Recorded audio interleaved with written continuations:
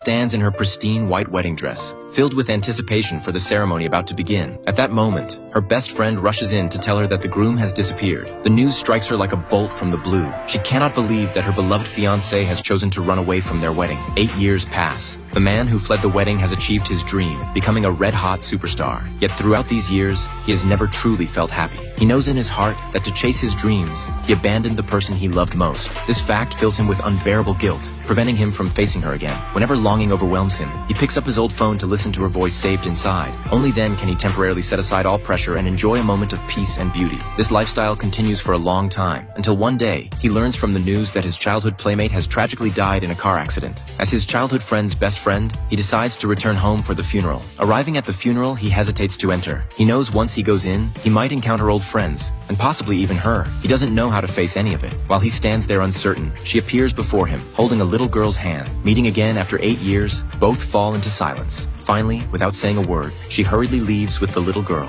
As she sits with the little girl at the funeral, grief once again surges within her. Soon after, the funeral officially begins. During the burial ceremony, he still cannot face her gaze directly and can only stand at a distance. After the funeral ends, he can no longer control his emotions. Just then, his father approaches him. Looking at his son, his father's expression shows resignation. He sighs and turns away. Later, he follows his father home, where his father tells him that the little girl is actually his biological daughter. Hearing this, he is too shocked to speak. His father continues, explaining that over these years, she had tried countless times to contact him. She even specifically brought their child to his concert, only to be stopped at the door by his security guards. After hearing all this, he sinks into deep remorse. He had only wanted to pursue his dream, never imagining he would lose the most precious emotion and family bonds in his life.